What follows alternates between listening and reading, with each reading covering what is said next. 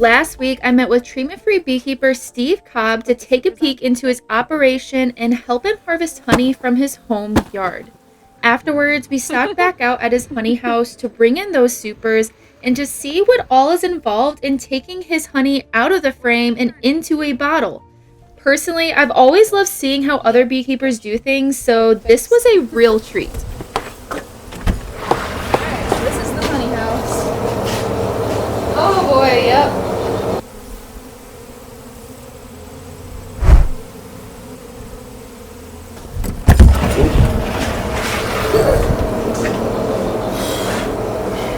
Go. Oh hey, they are. Yeah, they see the sunlight. Yep.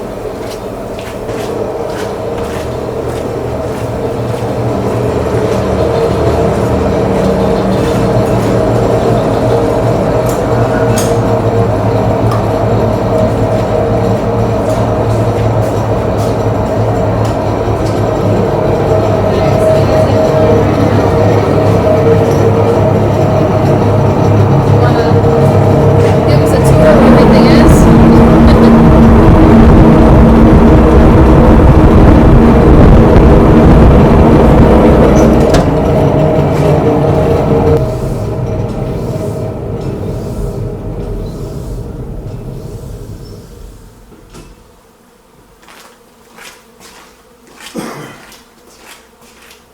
Want a little description? Huh? Do you want a little description? of Yeah. it? Yeah, go for it. Okay, these are Woodman extractors, somewhere around 100 years old. They're 30 framers, but my helper overloads it. I have two of them, but we only use this one, so you only have one to clean up. Yep. Okay. And this is a Kelly elevator.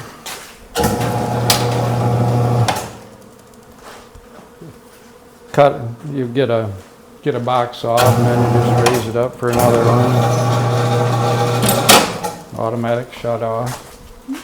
And this is a Cowan uncapper. This switch here turns on the heating element in the heated knives. You got two knives there. And they jiggle back and forth like that.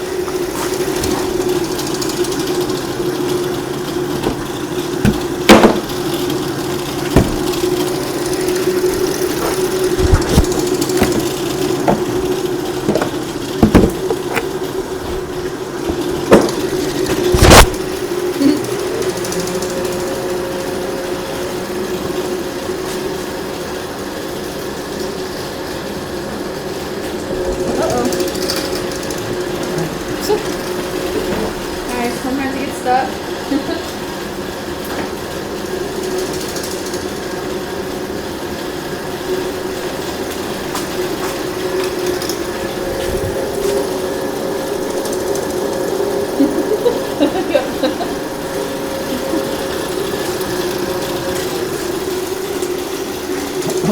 And this table will hold about 30 frames. Okay. So then you load the extractor, and then where does the honey go? Well, all the cappings and the honey falls down into the Kelly wax melter. Everything goes through that. This is 10 feet long and about 2 feet wide, all stainless.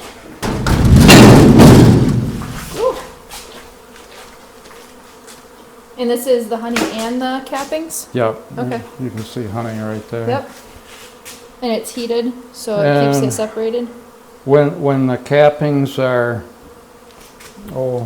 pretty deep, almost to the top here, then you can spend a day melting wax while you're extracting. Okay. How do you melt the wax? These infrared coils on top.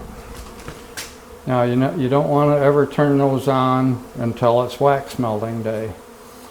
And you start out at the lowest possible temperature on the thermostats. Close the lid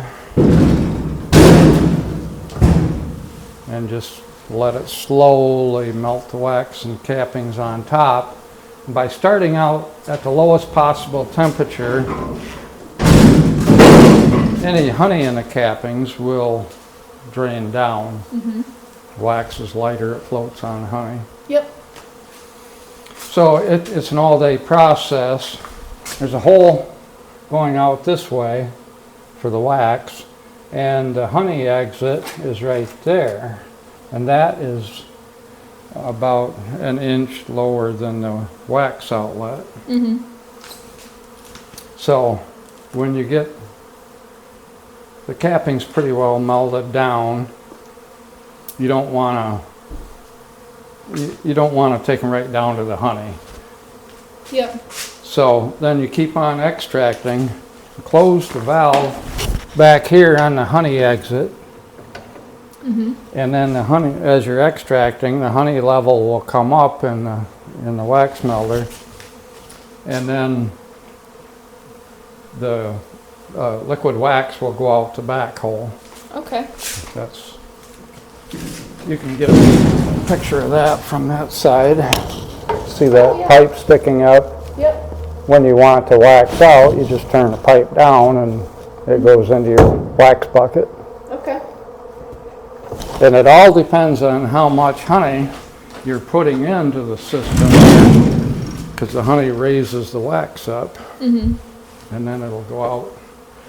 And then when you've got as much as you can after all day, then you turn that wax pipe up and stop it, and then you can open up the valve and let all that honey rush out, Yep. and then it goes up into the bottling tank. Okay. Is that where, so both of these white pipes over here, they run into this? Yes, Okay. all of them. Both of the extractors drain into a sump on the floor over there, Oh, okay. and then it pumps it back up into the Okay. wax melter. And then it goes, so the honey then follows this? Yes, it comes down this pipe.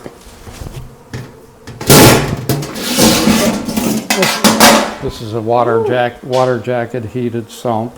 Okay. It holds 150, 200 pounds. There's probably a barrel of honey in there right now. Oh, yeah. It looks packed. And you have to keep, while you're working, you have to keep moving the cappings back by hand, because this is two pieces of stainless steel. I made a dam here because when you're melting wax, that liquid wax would run back into here where you didn't want it. Yep. So that's why I came up with a dam. Yep. That makes sense. Saves a whole lot of trouble. Yep. So during the process, you just have to keep moving the cappings back here. And then so it goes into this. And you need a counterweight on the lid. Yeah. Otherwise, it's too hard, it's too heavy to lift. Oh. Got it? Yep. Huh. Like I said, all beekeepers, I think we're all engineers too. Yes, you have to be part engineer. Yep. Now the extractor drains into this sump, Okay. and you have to skim the cappings out of it. At least probably once a day. I'm going in there right now. And that's on an automatic float switch. And that comes through here and into the wax melter. Okay. And then this pump goes clear up to the ceiling. And I can valve it to either tank. Oh, and you have a cheesecloth down on there to keep the wax out.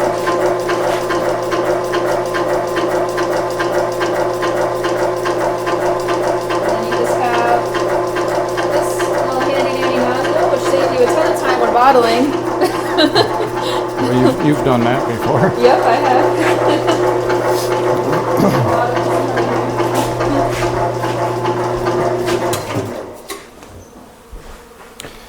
These little water heaters, that's what I had to replace, that one and the one on the bottling tank this year.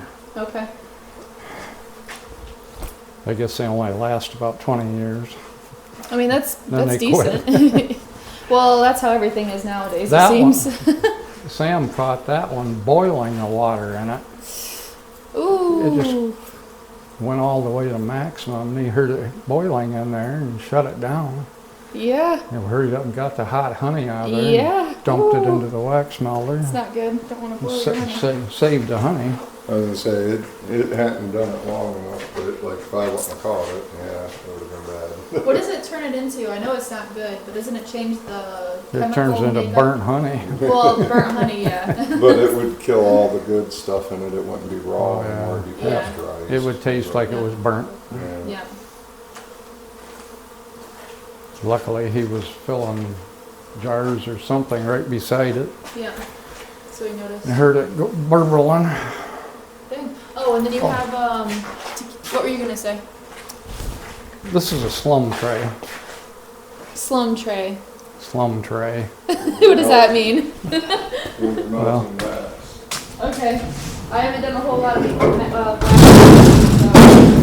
When you're melting wax on wax melting day, you put the tray in here. Well, you can put it over there or over here, whichever. And then, well, here's the shovel. This is a slum shovel. It's got the holes in it. And you just skim through the hot wax. Don't get into the honey. And you put it on in here, cover it, and then put the lid down and turn the coils on. And the wax will drain out to the bottom of the tray and the slum will stay on top. Oh. And there's a barrel that sits here. The wax keeps the honey from getting out, creates like a barrier Yes. so they don't get the honey out. Oh, cool. See, there's a sheet left over here from the first wax melting day we've Yeah. already had this year. And there's a 1/2 inch of protection between the coils and the honey. And you never turn the coils over 250 degrees. Never. Start boiling. Well, Well, people that's- jack it up and burn honey, and that's why they don't like it. Any more than that, and the heat will start penetrating into your honey. Yep. So never go over 250. Okay. And as soon as you're done getting as much wax out of there as you can at the end of the day, shut everything off and leave the lid open and get that heat out of there as quick as possible. Yep. And it'll start to harden. Hmm? And it'll start to harden. Oh wait, you're talking about the honey. Never mind. Well, yeah, it's to keep the honey from getting hot. You Yeah. want to get it out quick. Yeah. The heat. No, if you let the wax out over here, goes into these buckets. Yeah, and strain it through chiffon. Okay. Put a cup of water in the bottom of the 1 gallon pail. Butter the sides with honey Oh, And just to then- keep it. Oh, so it'll come right back so it out. doesn't stick, Oh, so you can get them out. like I Most said, of the time, if you engineers. leave them outside on a cold night in the morning, they'll just fall out. Yep. Okay. Or sometimes you have to thump on them. Oh yeah. It's nice yellow too. Doesn't look all gross. And it's been a little bit. That's probably 6 pounds. Okay. And then you have. These are the ones he does for like 1 pounders. They look nice. I use bread pans for molds for making the 1 pounders. Yep. Okay. And then you have this to keep the honey warm, Well, it's to liquefy honey. so it doesn't crystallize. Or if it is crystallized, then you just throw it in there and it's ready Yeah. in a couple days. By New Year's, all the honey will be granulating. Yeah. That's sitting here, Yep. so you have to put it in there and liquefy it before you can sell it. Yep. Neat. This is a really cool setup. Well, some people don't do that though. What? Some people don't liquefy it. Well, some Sell it people don't. crystallized. I've seen it. Yeah.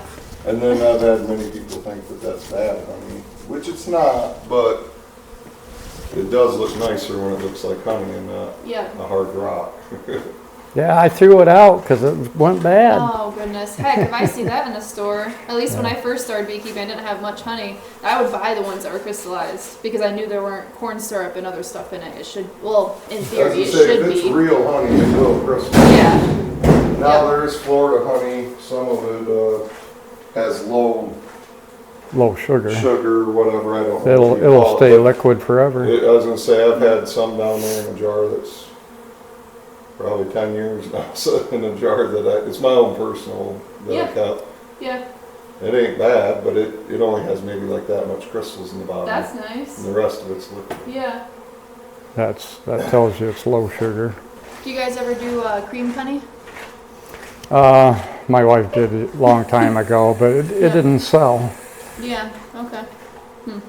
Yeah, we had a bucket. It like creamed on us out of nowhere. I don't know how it happened, but it was not crystallized. It was like butter. That's what she wants, real fine granules. I was gonna say that's still crystallization. Is it? Yeah. Okay. Creamed is when they whip it Yeah. and it turns into foam.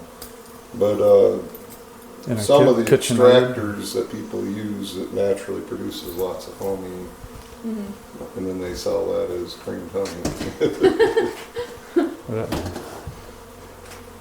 It's either creamed or whipped. Subi has a trademark on the word. Oh, really? I think it's creamed. Of course they do. I think they have creamed that they have a trademark on the word.